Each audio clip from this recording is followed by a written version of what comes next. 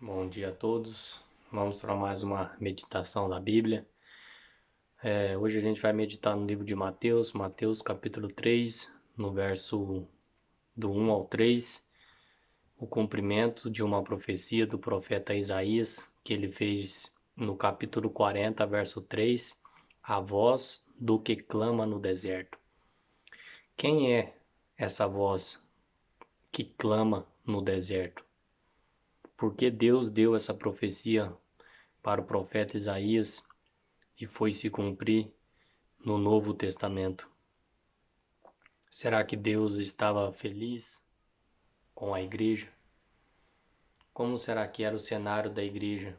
Deus, ele sabe de todas as coisas. Olha o que diz aqui em Mateus capítulo 3, verso 1. Vamos orar?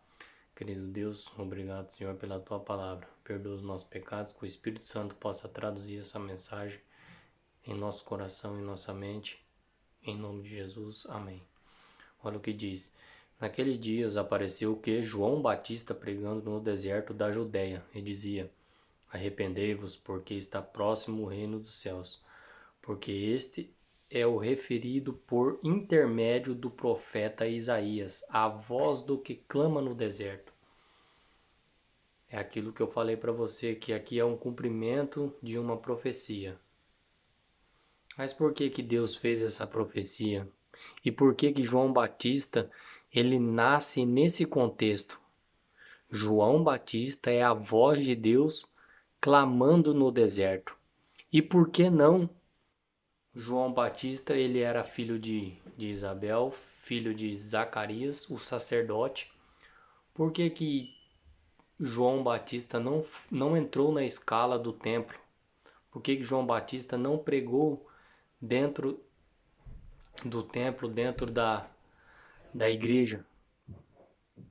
Por que que Deus escolheu ele para pregar no deserto? Arrependei-vos. É uma pergunta que eu e você precisamos responder, que eu e você precisamos analisar o contexto. Talvez o livro de Lucas ele lance luz para essas nossas perguntas.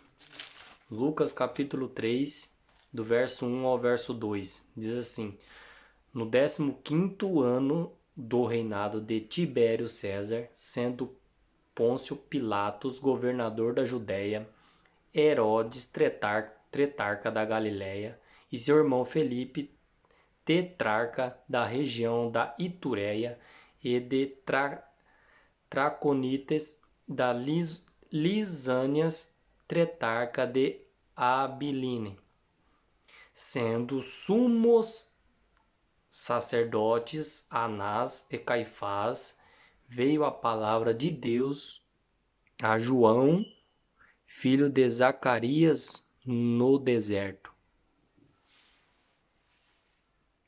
Essa passagem aqui de Lucas, ela vai lançar luz para as nossas perguntas.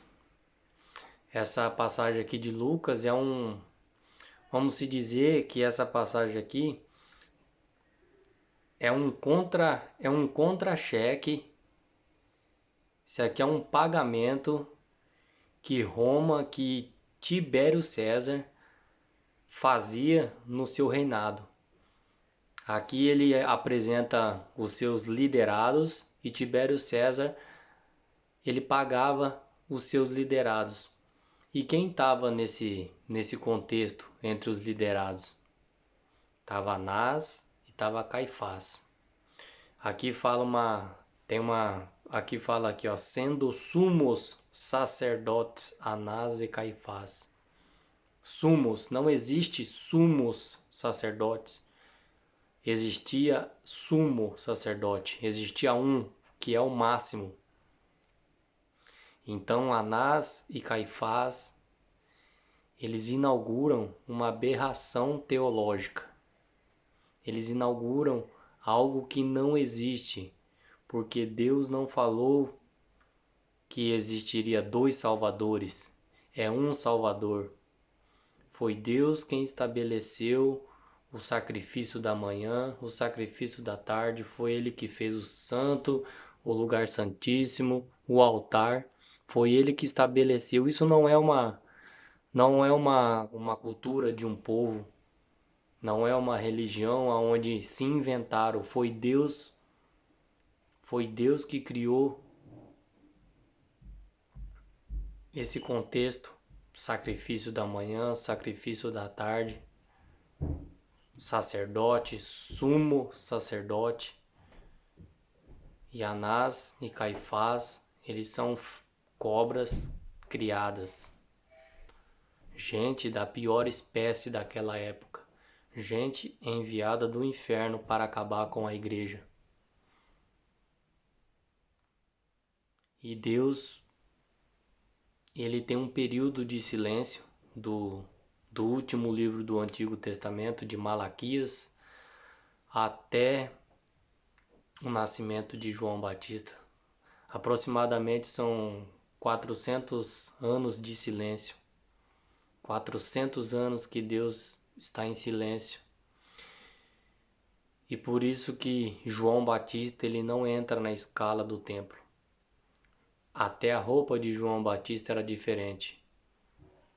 Era pele de camelo, a sua comida era diferente, era mel silvestre e gafanhoto.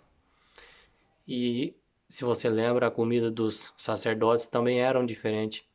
Era com ervas amargas, as suas roupas eram diferentes, a mitra, o cinto, a roupa azul, o manto. E Deus não está feliz com a igreja naquele contexto. Foi por isso que Jesus quebrou o templo. Jesus não compactua com aquele cenário. Mas Jesus nunca deixou de ir à igreja. Mesmo estando tudo podre, tudo corrompido, o próprio Jesus nunca deixou de ir à igreja. Com 12 anos ele entrou na sinagoga e ele lia as profecias do profeta Isaías, profeta Daniel. Ele abria a Torá. E eu e você devemos fazer a mesma coisa. Mesmo Deus não estando feliz com a igreja naquele contexto, e mesmo Deus também, hoje também, será que Deus está feliz com a nossa igreja? Com todas as igrejas? Será que Deus está feliz? Olha o que diz em Apocalipse 3, versículo 20. Não sou o Ricardo que está falando, é a Bíblia que está falando. Olha o que diz aqui, Apocalipse 3, versículo 20. Eis que estou à porta e bato. Se alguém ouvir a minha voz e abrir a porta, entrarei em sua casa e cearei com ele e ele comigo. O que Cristo está falando? Isso aqui é a última igreja, a igreja de Laodiceia.